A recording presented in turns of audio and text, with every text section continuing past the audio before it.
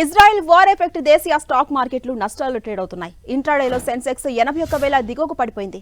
Sensex 650, Nifty 200 పాయింట్ల నష్టంతో కొనసాగుతున్నాయి. ముఖ్యంగా ఆయిల్ మార్కెట్లో కంపెనీల షేర్లు భారీ కరెక్షన్కు గురవుతున్నాయి. ONGC, Bharat electronics, tech Mahindra, Wipro, Apollo hospitals 0.5% నుంచి 2% లాభంతో నిఫ్టీ టాప్ గెయినర్స్గా ఉన్నాయి. ఇక Adani ports, Shriram finance, SBI, Bajaj Finserv, Adani enterprises దాదాపు 2% నష్టంతో నిఫ్టీ టాప్ లూజర్స్గా ఉన్నాయి.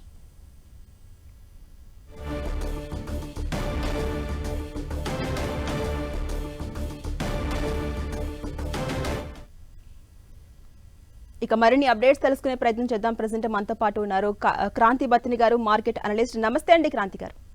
నమస్తే అండి క్రాంతి గారు, చెప్పండి, పెరిగిన క్రూడ్ ఆయిల్, గోల్డ్ ధరలతో పాటు దేశీయ మార్కెట్ల పతనంపై పూర్తి డీటెయిల్స్ ఎలా చూడొచ్చు?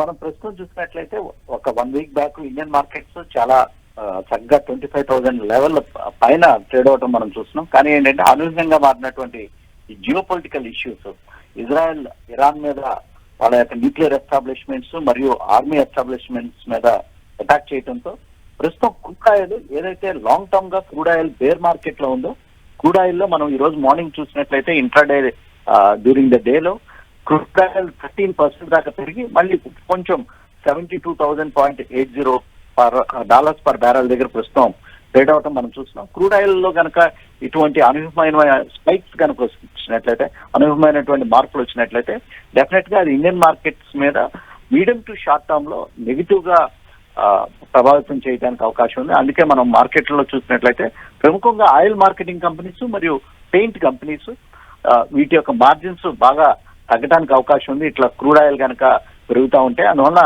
మార్కెట్ లో మళ్ళీ ఈ జియో పొలిటికల్ ఎస్కలేషన్స్ కూడా ఒక నెగిటివ్ సెంటిమెంట్ ని ప్రభావితం చేస్తున్నాయి. ప్రస్తుతానికైతే ఏషియన్ మార్కెట్స్ కూడా డౌన్ ట్రెండ్ లో ఉంది ఈరోజు. అంటే క్రాంతి గారు, మీరు చెప్పినట్టు ఇప్పుడు ఉన్నటువంటి ఈ ట్రెండ్ అనేది ఇట్లా కంటిన్యూ అవుతుందంటారా, లేదా 2 రోజులు పెరిగి థర్డ్ డే వచ్చేటప్పటికి కొంచెం శాంతించే అవకాశం ఉందంటారా? అంటే ఈ రోజు కనుక మార్కెట్ చూస్తే కనుక మార్నింగ్ నిఫ్టీ 250 పాయింట్స్ దాకా పడి ప్రస్తుతం లాస్ట్ ఒక 30-40 మినిట్స్ లోనే కొంచెం రికవరీ, ఒక మైల్డ్ రికవరీ అనేది చూస్తున్నాం. నిఫ్టీ మనం 24,600 దాకా వెళ్ళి 24,700 దగ్గర ఉంది. ఈ జియో పొలిటికల్ ఎస్కలేషన్స్ ఎట్లా నెక్స్ట్ 1-2 వీక్స్ లో ఏ రకంగా డిఎస్కలేట్ అవుతాయో మనం చూడాలి. క్రూడ్ ఆయిల్ ఒక ప్రస్తుతం $70 కిందగా కొంచెం వస్తే కనుక ఇండియన్ ఎకానమీకి మళ్ళీ పాజిటివ్ గానే టర్న్ అవడానికి అవకాశం ఉంది. మనం చూడాలి. ఎందుకంటే ఇరాన్ అండ్ ఇజ్రాయెల్ ఈ డైరెక్ట్ కాన్ఫ్లిక్ట్ అనేది ప్రస్తుతం చాలా ఇంపార్టెంట్ అంశం కింద వరల్డ్ జియో పాలిటిక్స్ లో మనం చూడాలి.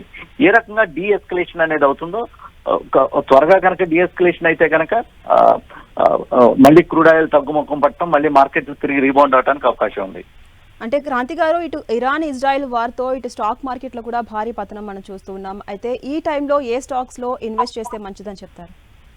నార్మల్ గా ఇన్వెస్టర్స్ కనుక చూసినట్లయితే ఇండియన్ మార్కెట్ లో లాస్ట్ 18 months లో ఎప్పుడు డిప్ వచ్చినా అది వెరైటీ ఆఫ్ రీజన్స్ ఉండుంటాయి. లార్జ్ క్యాప్ స్టాక్స్ లో కనుక ఇన్వెస్ట్ చేసినట్లయితే ఏదైతే ఎల్ఎన్టీ కానీ లేకపోతే ఇన్ఫ్రాస్ట్రక్చర్ కంపెనీస్ కానీ ఇటువంటి స్టాక్స్ లో, లేకపోతే ఇండియన్ డిఫెన్స్ కంపెనీస్ కూడా చాలా చక్కగా పెర్ఫార్మ్ చేస్తున్నాయి. ఈ రోజు మార్కెట్ పడినప్పటికీ డిఫెన్స్ కంపెనీస్ చాలా ఫామ్ గా ఉన్నాయి. సో ఈ డిఫెన్స్ స్టాక్స్ లో కూడా ఎటువంటి డిప్ వచ్చిన investors medium to long term కొనొచ్చు. అంతేకాకుండా మనం ప్రస్తుతం ఇండియాలో వడ్డీ రేట్లను తగ్గిస్తూ వస్తున్నాం.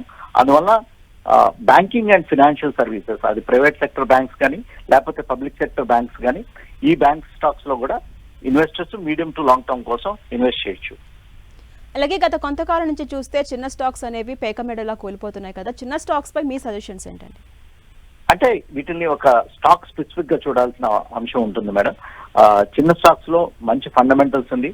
లాస్ట్ 1 year మనం FY 24-25 ఫైనాన్షియల్ ఇయర్ లో కంపెనీస్ యొక్క ఎర్నింగ్స్ స్ట్రాంగ్ గా ఉండి, ఈ కంపెనీస్ యొక్క వాల్యుయేషన్స్ అట్రాక్టివ్ గా ఉండి, రానున్న నెక్స్ట్ 1-2 quarters లో మరియు నెక్స్ట్ 1 year లో కంపెనీస్ యొక్క ఎర్నింగ్స్ అవుట్లుక్ గనక స్ట్రాంగ్ గా ఉంటే గనక చిన్న స్టాక్స్ లో సెలెక్టివ్ గా బై చేయాల్సిన అవసరం ఉంటుంది.